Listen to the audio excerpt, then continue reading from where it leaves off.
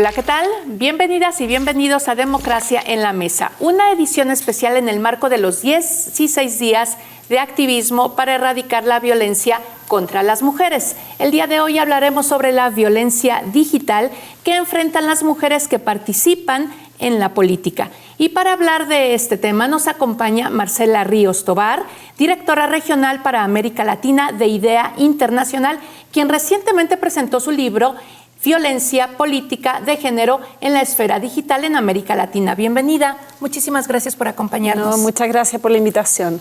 Encantados de tenerte aquí. Para empezar por el principio, nos gustaría entender qué envuelve el concepto de violencia digital. Bueno, el concepto de violencia digital, primero decir que esto está enmarcado en la discusión sobre violencia política digital, ¿no?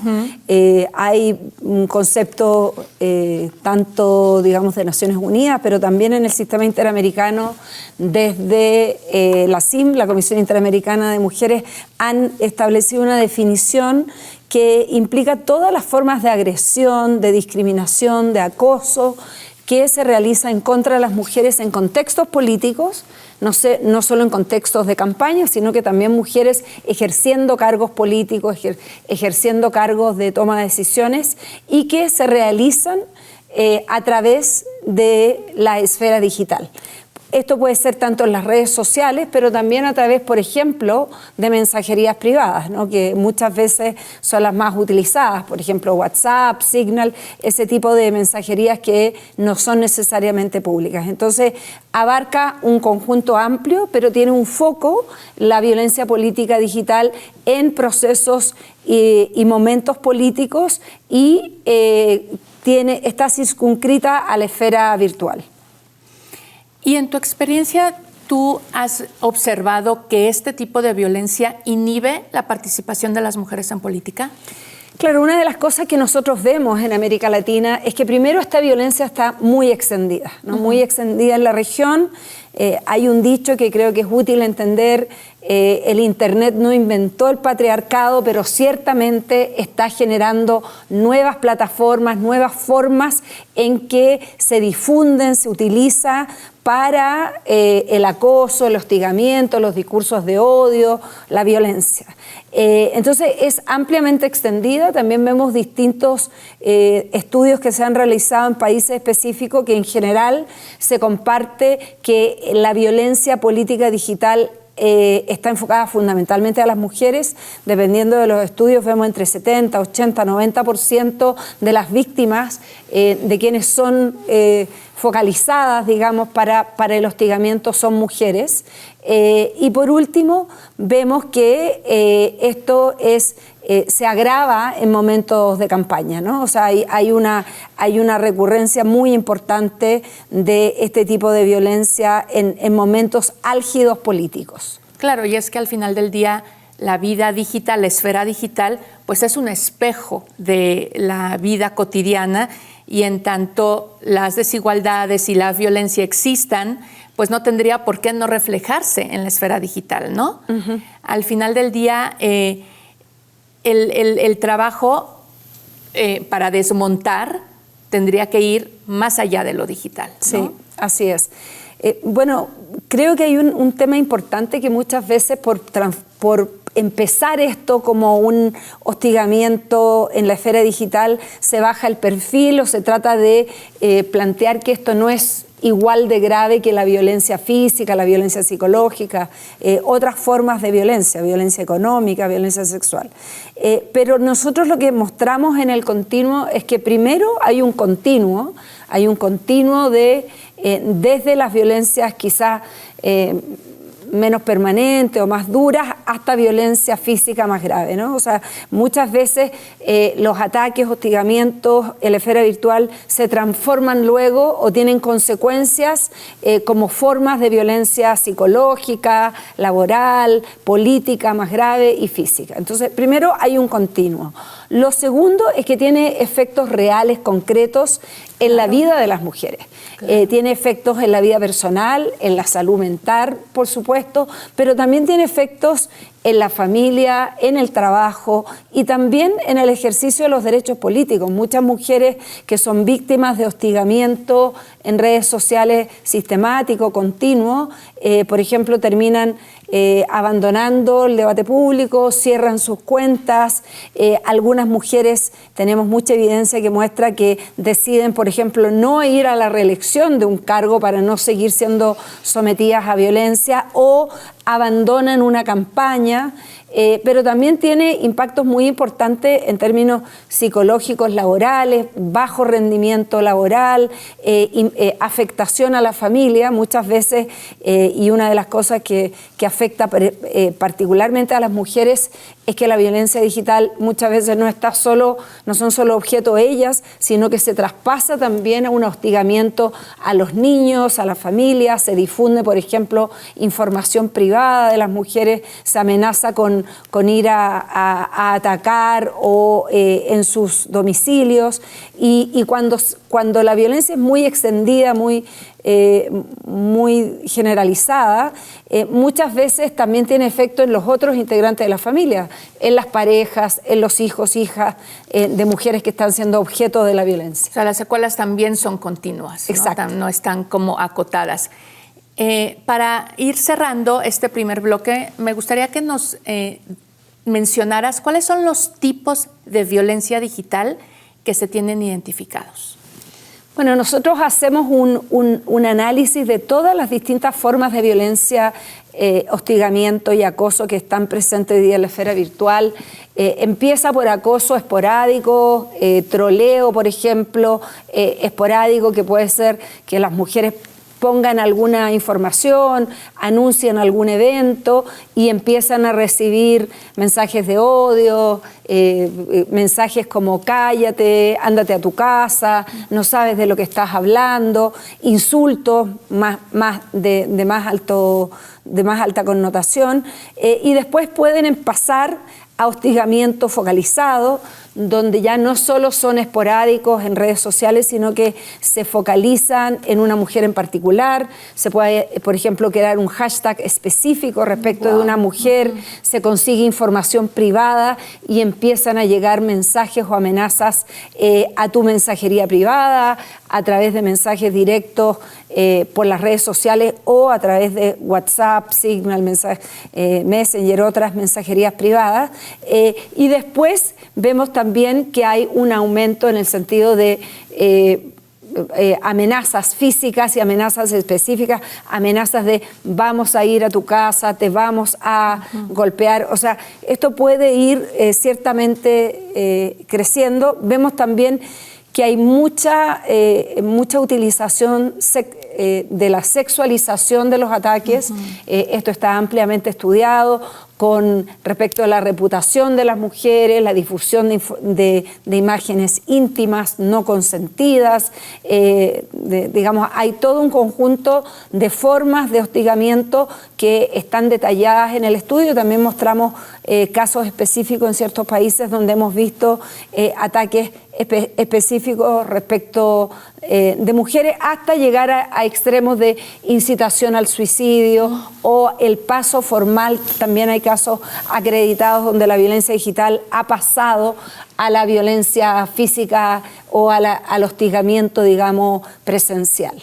Claro, es que quien dice que la violencia digital es inofensiva, que de ahí no pasa, realmente es que no conoce el fenómeno, ¿no? Realmente. Así es. Ahora, ¿tú dirías que el aumento de la participación de las mujeres en política está directamente relacionado con el aumento de esta violencia?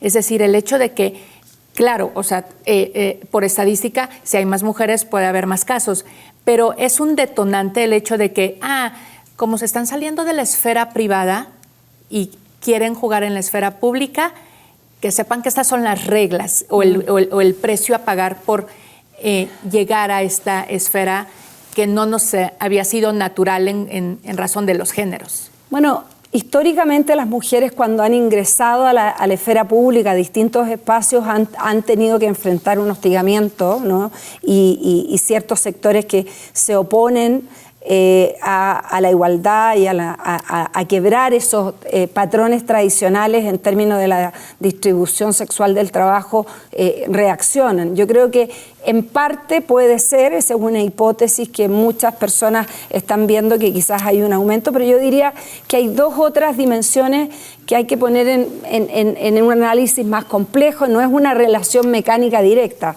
Como bien planteas tú, también tenemos que el uso y la verdadera revolución de las tecnologías de comunicación está ocurriendo al mismo tiempo que ha ido aumentando la presencia de mujeres en la política. Entonces, no tenemos un contrafactual necesariamente, porque estas dinámicas se dan de manera simultánea. Y lo otro, que en gran parte de América Latina hemos visto que cuando tú legislas, cuando tienes mecanismos de denuncia, cuando tienes más conciencia respecto de algún tipo de violencia, también tenemos un aumento de las denuncias, justamente porque antes, cuando los problemas estaban invisibilizados o se sentía que estos problemas eran de la esfera privada, estaban naturalizados, claro, como algo que era aceptable en la vida, ¿no? Entonces, hoy día, en la medida que tenemos legislación, que tenemos normas,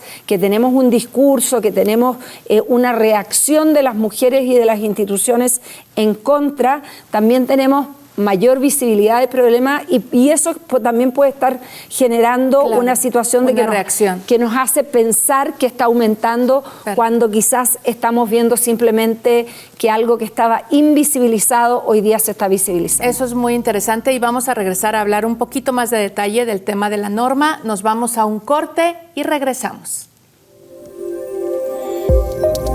A ti que tomaste la decisión de participar, gracias.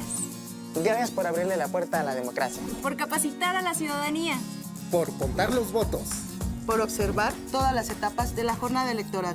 Por salir a votar y decidir de manera informada lo que quieres para México. Recuerda, la democracia se construye todos los días. Ahora nos toca seguir de cerca el trabajo de las autoridades que fueron elegidas. Porque hoy y siempre tu participación es importante para México. INE. Si eres una persona con alguna discapacidad o enfermedad que te impida acudir a tu módulo, el INE irá hasta donde te encuentres. Pídele a un familiar o persona de confianza que presente la solicitud en cualquier oficina del INE. Deberá llevar el certificado médico que acredite que no puedes ir al módulo. Conoce los requisitos llamando a INETEL 800-433-2000. Haz tu solicitud y actualízate. Mi INE está hecha de inclusión. INE. Estamos de vuelta en esta edición especial de Democracia en la Mesa, en el marco de los 16 días de activismo en contra de la violencia contra las mujeres. Y bueno, Marcela, regresando al tema del que estábamos hablando y que nos ocupa hoy específicamente, que es dentro de la esfera digital, recientemente publicaste un libro que hemos tenido oportunidad de revisar, y llama la atención la pirámide que presentas, y me gustaría que nos detallaras un poquito en qué te basas, qué representa, los temas que aborda. Bueno, en este estudio de idea internacional sobre la violencia política digital en América Latina, lo que hacemos es hacer una revisión de los distintos estudios que se han realizado en países de la región, ¿no? En Centroamérica, en Argentina, en Chile, en México, Ecuador, en distintos países se han analizado las formas en cómo se manifiesta la violencia política digital. Y lo que hacemos en esta pirámide justamente es mostrar cómo va aumentando la gravedad, cómo tenemos ciertas formas que son cotidianas, más comunes. Las mujeres que están en cargos políticos, ministras, diputadas, senadoras, dirigentes de partidos políticos, mujeres que están en cargos de representación o de instituciones del Estado, ven que de manera cotidiana muchas veces reciben este hostigamiento, pero como decíamos antes, esto va en aumento. Una de las cosas que encontramos en el estudio es que en general el testimonio de las mujeres es que se demora mucho en denunciar. La mayoría de los casos de violencia y acoso de la esfera virtual no es denunciada. Muchas veces el costo de denunciar es muy alto para las propias mujeres. Entonces, no hay un entorno tampoco que acompañe, y una de nuestras fuertes llamadas de atención tiene que ver con el rol de los partidos políticos en América Latina, porque vemos que muchas veces quienes son perpetradores de violencia pueden ser compañeros de partido de las propias mujeres o de las mismas coaliciones o del mismo gobierno. Hay ahí un primer problema. Lo segundo es que está muy naturalizado y extendido esta idea de que la política es sin llorar, ¿no? Que para estar en política te tienes que hacer fuerte, tienes que tener el cuero duro. Porque esas son las reglas. Porque esas son las reglas. Esta dimensión violenta, agresiva, tiene que ser parte de la política, tiene que estar naturalizada, y por lo tanto las mujeres no tienen que tomar esto como algo personal, no tienen que quejarse, tienen que aguantar el hostigamiento.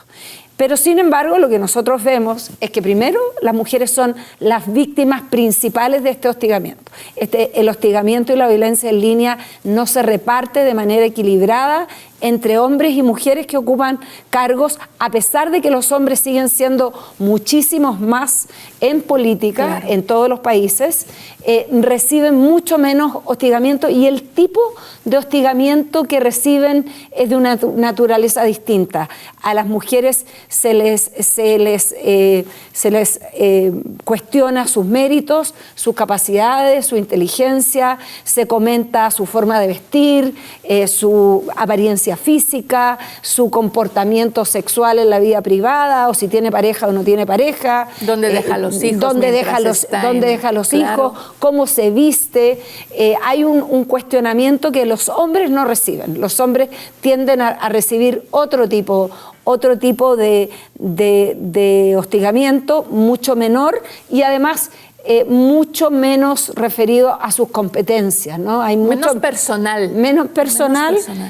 Y menos de cuestionamiento de su capacidad para estar en el espacio público. Entonces, nosotros con la pirámide, con el detalle de información que tratamos de dar, es no solo visibilizar, sino que también es un llamado a la acción. El estudio termina con recomendaciones para todos los actores involucrados. Nos parece muy importante que las recomendaciones no son solo para los gobiernos, no son solo para los órganos electorales, a pesar de que los órganos electorales y los gobiernos tienen un rol importante en los congresos.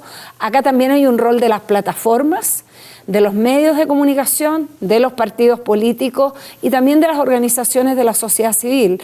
Una de las cosas que vemos con preocupación es que las mujeres que están en política terminan estando extremadamente solas para enfrentar la violencia. Están solas porque no reciben apoyo de sus partidos, de sus compañeros de gabinete, de sus compañeros institucionales, y tampoco necesariamente reciben suficiente apoyo de la sociedad civil o de los medios de comunicación, que tienden muchas veces a reproducir o amplificar este tipo de violencia. Ahora, la violencia digital, acabas de decir, tiene una gran cifra negra de denuncia, pero ahí está, y todas sabemos que ahí está, y todas conocemos a alguien. Si estás en la esfera política, conoces a alguna compañera que se enfrentó a algo así.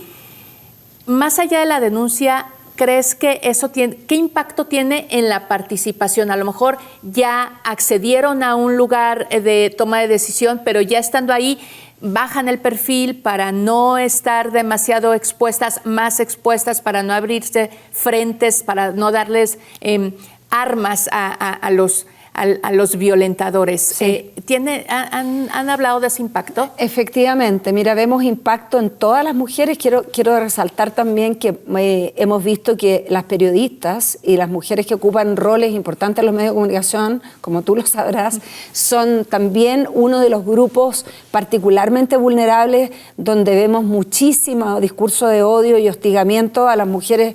En general, mujeres en el espacio público que tengan liderazgo, que tengan una voz fuerte, tienden a ser muchísimo más atacadas y cuestionadas. Creo que acá hay una suerte de esfuerzo de disciplinamiento respecto de las mujeres, ¿no? Sí. Para que nos comportemos de acuerdo a un cierto estándar. Segundo, efectivamente, esto impacta en todas las esferas y sí impacta la participación política porque es un desincentivo para que las mujeres quieran competir para cargos de elección popular, quieran asumir cargos de liderazgo y como decía antes, muchas veces mujeres que ya tienen cargos desisten de ir a la reelección. Se ha conversado incluso que mujeres que han estado en las más altas esferas de gobierno, como por ejemplo el caso de la ex primer ministro de Nueva Zelanda, claro. Habría sido su decisión de no ir a la reelección, Jacinta Ardern, de no ir a la reelección producto de lo duro que era estar tan expuesta para su familia, para ella. Entonces, esto es algo que tiene un impacto radical en el ejercicio de derechos políticos, en la participación, en la representación y que si no somos capaces de abordar de manera societal, colectiva, todos los mecanismos que estamos tratando de impulsar para aumentar y asegurar la representación política de las mujeres va a ser ineficaz porque tienes por otra vía un socavamiento, un debilitamiento de las condiciones para que las mujeres podamos ejercer nuestros derechos políticos en plenitud. Ahora, la información, la divulgación juega un papel crítico, porque finalmente al no haber información suficiente, pues esto va en detrimento de ya todo el ambiente violento, ¿no? Sí, yo creo que acá tenemos que ser mucho más proactivos en la sanción, no solo en sanciones penales, judiciales, tiene que haber también sanciones morales de pares, ¿no? En el sentido de que cuando una persona en redes sociales empieza un hostigamiento, debe recibir un repudio mucho más generalizado de sus compañeros de partido, de otros periodistas, de otros líderes de opinión. Claro, porque siempre somos las mujeres hablando de la violencia hacia las mujeres. Exacto, creo que no basta con que cuando tú eres víctima o eres atacada tú te defiendas sola, ¿no? Acá lo que necesitamos es construir ecosistemas democráticos y un sistema que deje de naturalizar la violencia, deje de naturalizar el hostigamiento. No es posible que...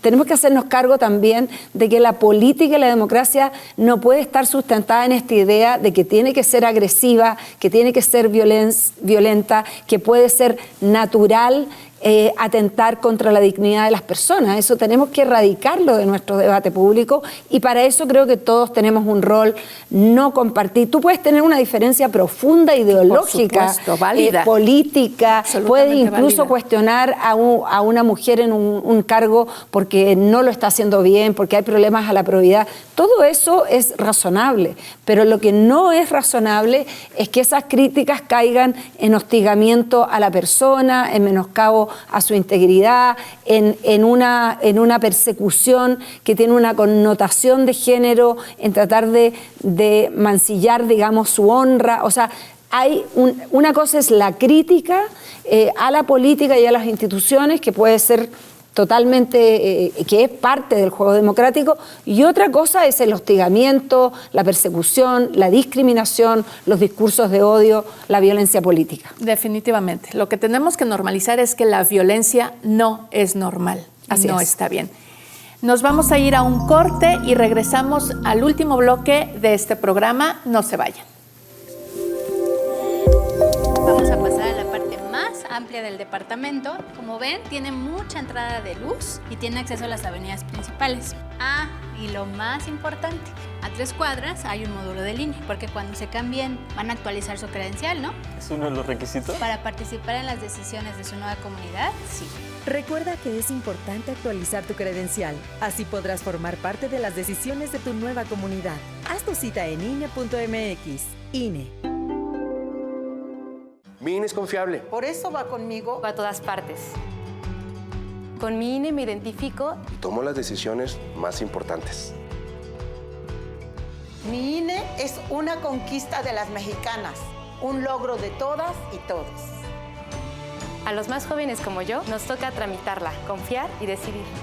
Por eso junto a ella organizo y vigilo nuestras elecciones. Yo, con mi INE, participo.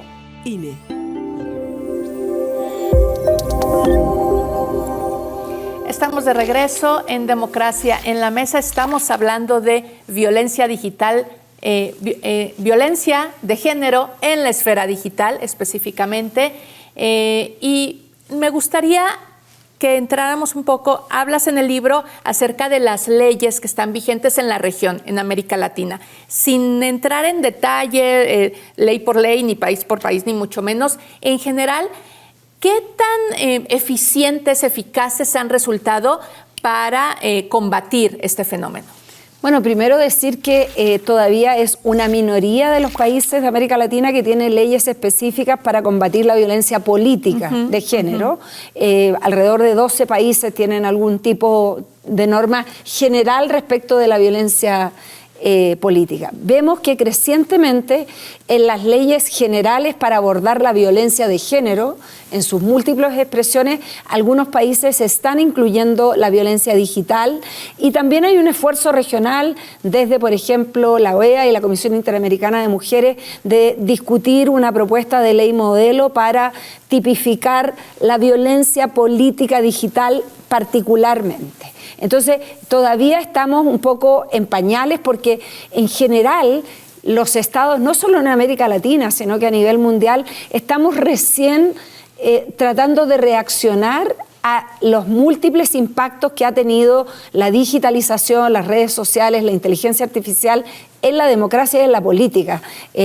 Las nuevas tecnologías y las formas de usar las nuevas tecnologías están mucho más avanzadas que la legislación o la forma de reaccionar. Entonces, estamos atrasados, unas veces la discusión legislativa avanza más lento, pero además una vez que se logra aprobar alguna legislación, muchas veces las formas de funcionar de las redes y las tecnologías de comunicación cambian, ¿no? Van cambiando rápidamente. Entonces, nuestro llamado ahí es que no basta solo pensar en que tenemos que tipificar y transformar todo en delitos penales. En algunos casos sí, y eso pensamos que es un esfuerzo que se sigue teniendo que hacer de legislar, pero también necesitamos tener mecanismos proactivos, por ejemplo, de generar datos. Seguimos teniendo mucha ausencia de datos comunes que podamos poder visibilizar para tener más claridad de está aumentando, qué tipo de violencia, claro, dónde para está. Tomar decisiones. Sí, entonces la generación de estadísticas es muy importante. Y lo otro, mecanismos de denuncia, anónimos, que permitan acompañamiento a las mujeres. Y como decíamos, hay todo un trabajo que también se está haciendo algo, pero todavía es muy insuficiente para acompañar y prevenir, ¿no? El trabajo al interior de los partidos, el trabajo entre la sociedad civil y las instituciones del Estado y también el trabajo con medios de comunicación y plataformas. Algo de eso se hace, el propio INE en México tiene una larga sociedad con Meta, que es la empresa dueña de Instagram y Facebook, donde se ha trabajado de manera muy interesante, un trabajo proactivo de las plataformas, bajar, por ejemplo, mensajes de odio antes que se distribuyan proactivamente. Eso no está necesariamente tan desarrollado en todos los países de la región, tenemos que seguir avanzando en ese camino y también tenemos que avanzar con medios de comunicación tradicionales porque vemos que muchas veces este no es un problema solo en la esfera digital, sino que los medios de comunicación tradicionales tienden a amplificar o a revictimizar porque toman algo que está ocurriendo en las redes sociales, por ejemplo, un hostigamiento, porque es la nota, un hashtag, y lo transforman en una nota, ponen fotos de Twitter, fotos de Facebook, y entonces algo que podría haber estado circunscrito a ciertos algoritmos, a ciertos grupos o cajas de resonancia, se transforma masifica en un tema nacional del cual todos están enterados.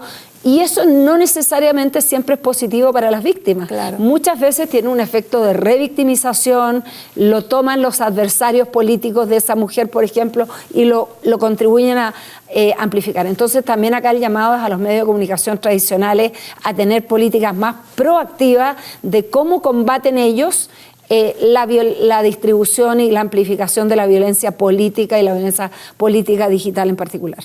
Ya hablaste del trabajo que hace el INE, obviamente hablando del caso de México en este contexto internacional, y me gustaría, seguramente sabes, hay una discusión acerca de la privacidad de los usuarios en redes sociales. Si esto, hay países en los que se está empujando justamente con la idea de que esto inhiba los casos de acoso, de violencia digital, pero también hay voces en contra que dicen, bueno, si quitamos el anonimato, la privacidad, también se están violando otras garantías y también va en detrimento de otras libertades. ¿Tú qué opinas? Bueno, yo creo que esta es una discusión global. La Unión Europea ha avanzado en regular en parte esto, pero las plataformas ya están tomando decisiones en este sentido. Como decía antes, Meta, a través de sus redes, proactivamente baja cualquier publicación que sea considerada violenta, promoviendo el odio, que, por ejemplo, hace racista. O sea, la libertad de expresión en un sistema democrático es muy importante, pero esa libertad de expresión tiene ciertos límites, ¿no? Tiene límites en que no puede ser utilizada la libertad de expresión para fomentar la violencia o el hostigamiento respecto de ciertos grupos de la sociedad. Yo creo que el punto de equilibrio va a depender de la cultura política y las normas en cada país. No hay una receta única, pero sí me parece que hay que poner un freno también a la posibilidad de ocultar tu identidad en redes sociales y utilizar el anonimato para hacer daño específico y difundir violencia. De hecho, nuevamente, las plataformas están bajando cuentas, por ejemplo, cuentas que tienen algoritmos o que son estas cuentas, digamos, que son inventadas, ¿no? para promover ciertos discursos, pero también cuando están promoviendo discursos de odio. Creo que eso está evolucionando. Vamos a tener que discutir en cada país cuál es la mejor manera de enfrentarlo,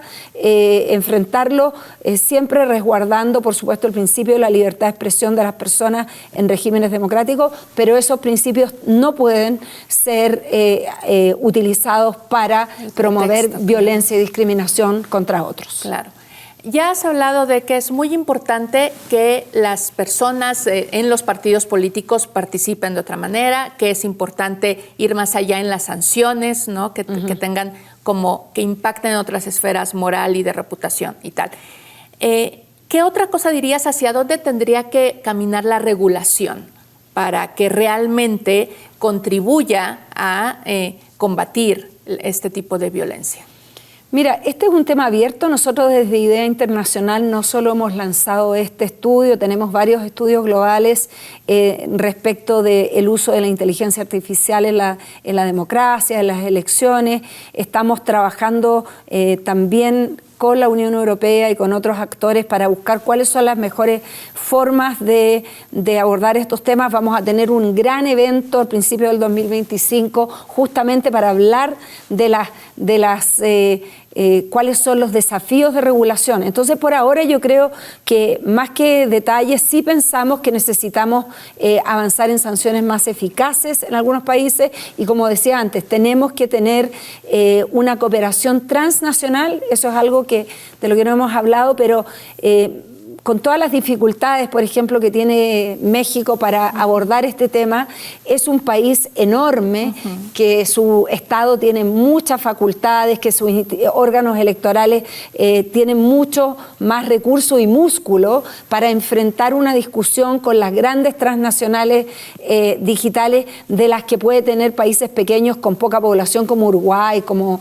Honduras, como Panamá, como muchos de los países de nuestra región, República Dominicana, pero incluso mi país de origen, Chile, ¿no? Que tenemos solo 17 millones de habitantes. Entonces, y estamos hablando de conglomerados transnacionales, los más grandes hoy día, las empresas transnacionales de comunicaciones en el mundo. Entonces, necesitamos la cooperación entre Estados, necesitamos hacer frentes comunes entre los órganos electorales, entre los Estados a través del sistema interamericano, ya sea la OEA, pero también con Naciones Unidas o en otras discusiones globales, para poder tener estándares globales que permitan no tener que estar en la negociación en cada país, sino que estándares globales de protección de la democracia y las elecciones que incorporen como parte de esos estándares globales el combate, la sanción, la reacción respecto de la violencia política de género en general y la violencia política digital en particular.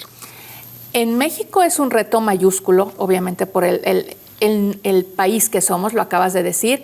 ¿Y crees que México está cerca de esos estándares base sobre los que se puedan construir un segundo piso, digamos, de normas y de medidas al respecto? Mira, ¿Cómo ves a México? Yo creo que México en estos temas está en una buena posición porque hay conciencia social y porque hay legislación de base donde se tipifica la violencia política digital. A diferencia de otros países, ya tiene un primer entramado de instituciones, de normas, de reglas. Pero es un fenómeno profundo, extendido, y por lo tanto se requiere avanzar. Yo tengo confianza que es un país que puede también servir de modelo porque está lidiando con formas permanentes y complejas. Se lo hizo saber el Comité de Especialistas de Naciones Unidas sobre la Convención para la Eliminación de todas formas de discriminación en contra de las mujeres, CEDAW. Como corto, el Comité de Expertas le ha planteado a México que uno de sus principales retos en materia de género es enfrentar la violencia de género, y yo creo que como hay conciencia, hay instituciones, hay regulación, pero sigue habiendo un problema muy fuerte. Este deberá ser, espero yo, una prioridad en los años que vienen, y nosotros desde IDEA estamos muy contentos de poder acompañar en lo que podamos también en este proceso. Muchísimas gracias. Todas esperamos también que sea una prioridad. Por lo pronto te agradecemos muchísimo por haber estado aquí con nosotros el día de hoy, y muchísimas gracias a todos ustedes por habernos acompañado en Democracia en la Mesa, una producción de la Coordinación Nacional de Comunicación Social.